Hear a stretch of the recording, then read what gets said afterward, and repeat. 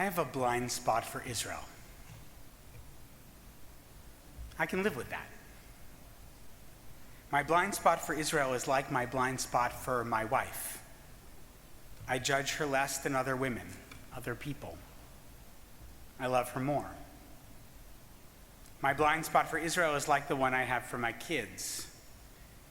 I want them never to have to fight, but if they do, I want them to win.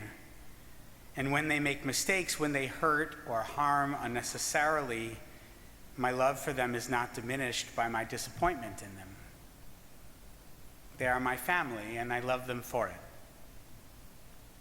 That said, my wife and my children are almost never cruel.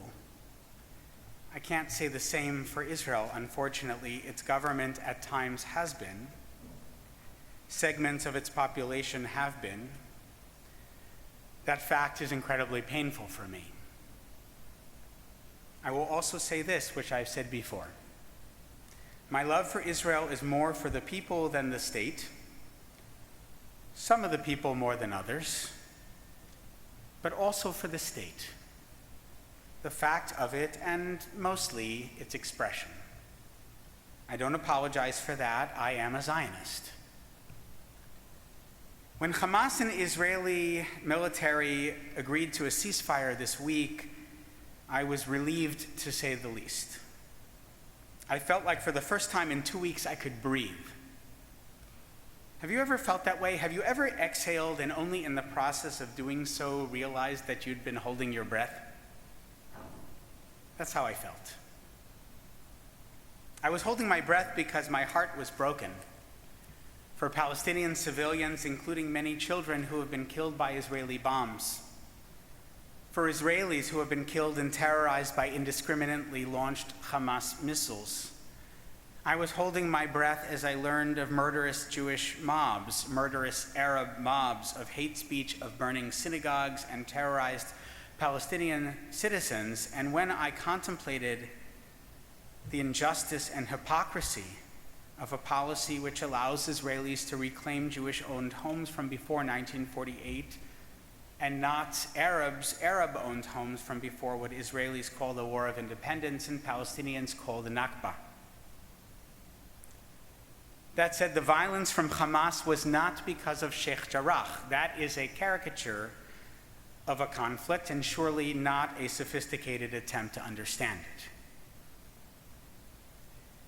And I held my breath watching footage of people being violently attacked by pro-Palestinian activists at a sushi restaurant in LA on La Cienega Boulevard, 1 mile directly north from La Cienega Park, where I met my wife. A group of men spewing anti-Semitic rhetoric jumped from a caravan and began demanding Jews identify themselves, and then physically assaulted them and apparently a non-Jewish ally. I struggled to breathe again yesterday morning after doing a vidui with 97-year-old Lily Chester, whose remarkable life ended yesterday afternoon, who was publicly identified, labeled, and incarcerated in Auschwitz, in Bergen-Belsen, whose people, our people, were nearly obliterated in Europe.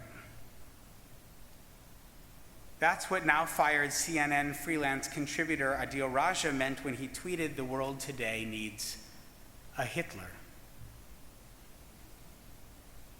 The Anti-Defamation League put out a statement Thursday. As the violence between Israel and Hamas continues to escalate, we are witnessing a dangerous and drastic surge in anti-Jewish hate. We are tracking acts of harassment, vandalism, and violence, as well as a torrent of online abuse. It's happening around the world. To those who choose to indulge in age-old anti-Semitic tropes, exaggerated claims, inflammatory rhetoric, it has consequences. Attacks in real life on real people targeted for no other reason than they are Jewish. Yes, I have a blind spot for Israel. My blind spot is present when I think of Sigal Arieli from Ashkelon, who's been to Reservoir Hill and Baltimore many times, whose community so often bears the brunt of these rocket attacks, last week when there were thousands, other times when there are just dozens, and the international press shows no interest. Sigal was our host when our Beth Am group visited Ashkelon to create a mosaic sign in Baltimore's sister city. Her house took a direct hit from a rocket Thursday. I'm pretty sure that was her house on the front page of the Sun paper yesterday.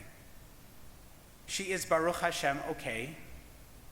Her 26-year-old son was at Barzilai Medical Center yesterday getting treated for minor injuries. I think he will be okay as well.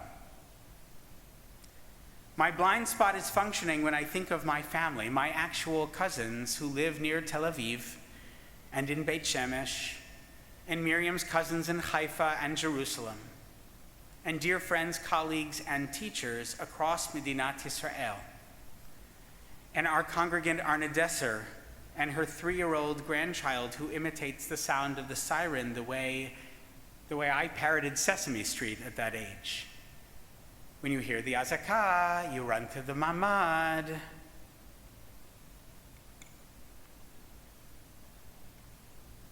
And yes, my blind spot is present when I picture the heat and fire and nails that went through my friend Janice's body in the Hebrew University cafeteria the instant before she died.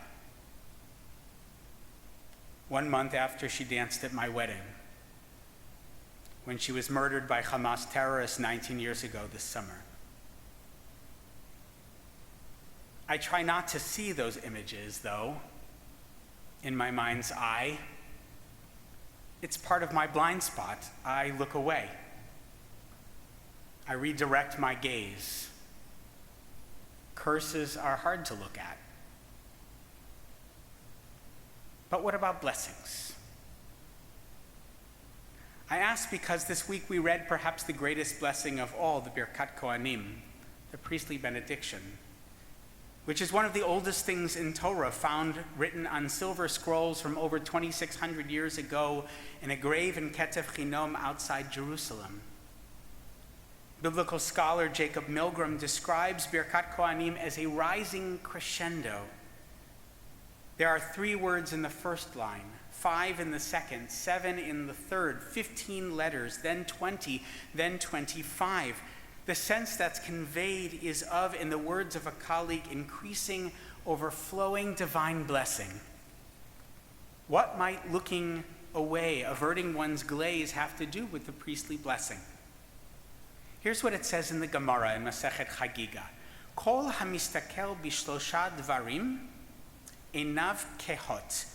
Rabbi Yehuda, son of Rabbi Nachmani, the disseminator of Reish Lakish, interpreted a verse homiletically. Anyone who glances, in 3 cases, their eyes become dim. What are the cases? Bakeshet, the rainbow. Uvanasi, the priest, the prince, the patriarch. Uva Kohanim, and the priests. The Talmud goes on to explain each, but I'll focus on Birkat Kohanim. This refers to one who looks at the priest when the temple is standing, as they would stand on their platform and bless Israel with the ineffable name. This platform on which they stood was called a duchan, which is why, when this is done in shul, it's called duchanan. And Rashi explains why folks were supposed to look away. Shehashchina shura al kashrei etzbeotehem, because the divine presence rests above the joints of the fingers. So the way they would do this is the Kohanim, long before Mr. Spock, this is where Leonard Nimoy got it from, of course, they would put their hands in the form of a shin, like this, and hold them together. This still happens in many congregations. And place a talit over their head, right? But so they're going like this. And the idea is that the Shekhinah is sort of resting at these joints, right? Because the shin stands for Shaddai, one of God's names. Just like Shaddai is written on the mezuzah, so too the idea is that God is sort of present in that moment. And so you look away because there's like something about looking at God that makes us a little nervous, understandably. Some may say even now, that this could literally harm us. But I don't think that's what it's about. Rashi relates the contemporary practice of duchenin to the love poetry of Shir HaShirim, Song of Songs. Not about fear, but about love, perhaps. Behold, he is standing behind our wall, looking from the windows, peering through the cracks. The Midrash explains that looking from the windows, quote unquote, means the Shekhinah, the divine presence, is peering through the cracks of the priestly fingers. Think about that for a moment. Lest we confuse the fingers with that presence, or God forbid the Kohen himself, we avoid looking at him during this prayer. Now, of course, there is that old Baba Maisa, right, about not looking during duchenin lest what? You go blind, right? So that's what the Gemara may be saying. Your eyes go dim. But the real reason I think that we don't look is to honor the source of the blessing. Averting our eyes is an act of faith in a God who cannot be seen, a demonstration of love. That's why I think the blessing, the bracha that the Kohanim say is Asher Kidshanu Bikdushato Shel Aharon, who has sanctified us with the holiness of Aaron, Vitzivanu Levarech et Amo Yisrael Be'ahava, and commanded us to bless your people Israel with love. My point is this: we tend to have blind spots for those that we love. We avert our eyes at times because the intensity of a gaze can be overwhelming, and pain experienced by those we care about can be arresting, even debilitating. That's why I try to be aware of that blind spot of mine, so that my love for our people and my personal, admittedly tribal investment in our Jewish mishpacha does not preclude my ability to desire justice for other oppressed peoples and to seek justice accordingly. Because God loves and cares for all human beings, and so, to the best of our ability, should we. Sometimes I succeed in this greater self-awareness. Sometimes I don't. Sometimes I give adequate attention to fighting oppression, often for reasons more pragmatic than profound, I don't. But that too is an aspiration built into the priestly benediction. The sage Hillel's very first aphorism in Pirkei Avot reads, "Be of the disciples of Aaron, loving peace and pursuing peace, loving humanity and drawing them close to Torah." This very parochial Jewish blessing by our own religious leadership is not only about us. Aaron, the first high priest, was also a lover of humanity. And so we return to the blind spot, because I think it can cut different ways. Sometimes people have a blind spot for the ways anti-Zionist expressions can metastasize into anti-Semitism.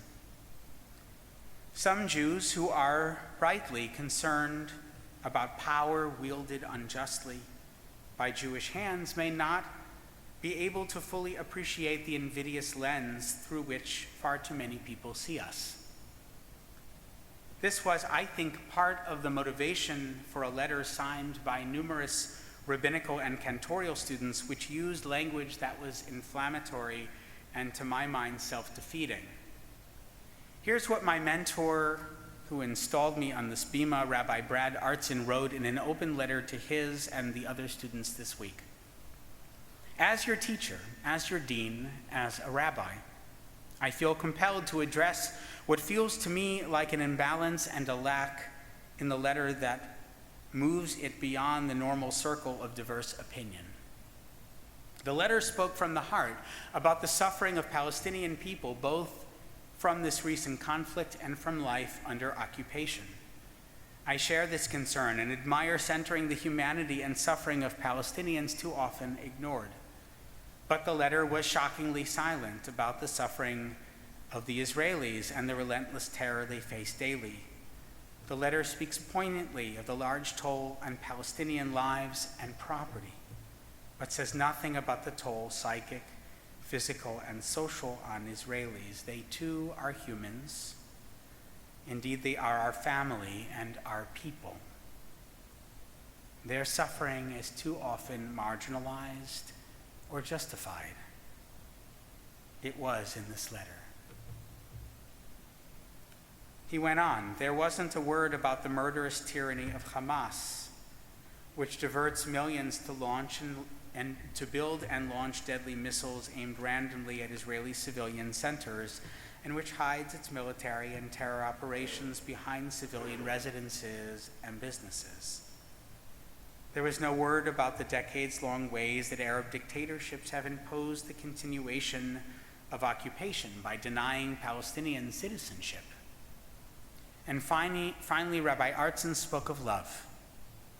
There wasn't a word about Ahavat Yisrael, a love and solidarity with our fellow Jews in Israel, with the right of the Jewish people to self-determination in our homeland, to the very real sacrifices this experiment in Jewish national self-expression has imposed from its inception. Chevra, I feel love and heartbreak for Israelis, including, yes, soldiers trying to protect Israel's borders and interests. I know this is an area of disagreement between myself and those who don't put a lot of stock in the very concept of nation states, and I respect that. For my part, I have little respect, indeed a great deal of animus, for Israel's current government, for its prime minister, whose corruption is only topped by his cavalier cruelty in the name of self-preservation. I worry about the Kahanis he's emboldened and empowered. I worry about the suppression of progressive streams of Judaism. I worry about a very sizable minority of Israelis who regularly traffic in overt racism. I worry about the occupation, and I would very much like to see it end and a fully autonomous state of Palestine established as Israel's neighbor. I would like to see the capital of that state in East Jerusalem. But my worry and my love do not equal a knowledge of how to bring these things about. Doing so is the very antithesis of simple. Anyone who thinks otherwise is simply not paying attention to Israel, to Palestine, to Jerusalem. And it's with Jerusalem that I'll end today. The word Yerushalayim is a combination of two words, Yeru, like Yara, to shoot, and Shalem, as in wholeness, as in Shalom, peace. Perhaps that's why, even as the formal Birkat Kohanim is recited rarely in American synagogues, but is recited each Shabbat in Eretz Yisrael, in Jerusalem it's recited every day. Yerushalayim is a paradox, to fire peace. Maybe that's what Hillel meant when he said that we should be like the disciples of Aaron, Ohev Shalom verodef Shalom, not just loving peace, but also pursuing it, projecting it. Maybe when Hamas and the Palestinian Authority and Israel each put a bit more energy into firing peace than they do into firing guns and missiles, peace will begin to break out. As modern Israeli scholar Aviva Gottlieb Zornberg has written, primary among all the blessings is the blessing of peace. The list of blessings in Leviticus 26 begins with rain, fertility of the soil, and you shall eat your bread to satisfaction, and culminates, according to Rashi, in the promise of peace, and I shall grant peace in the land. Lest you say, here is food, here is drink, but if there is no peace, there is nothing. Those words which Rashi recites, and I shall grant peace in the land, v'natati shalom ba'aretz, are captured in the prayer for Israel, which we recite each Shabbat. The full name for that prayer is Tfilah L'Shlom HaMedina, the prayer for the peace of the state. May it be so. May it hold. May it grow. As Israeli poet Yehuda Amichai wrote, let it come like wildflowers, suddenly, because the field must have it, wild peace. May it succeed, as Palestinian poet Mahmoud Darwish wrote, "In Jerusalem, I mean within the ancient walls, I walk from one epoch to another without a memory to guide me. The prophets over there are sharing the history of the holy, ascending to heaven and returning less discouraged and melancholy, because love and peace are holy and are coming to town." Shabbat Shalom. May we have a Shabbat of peace.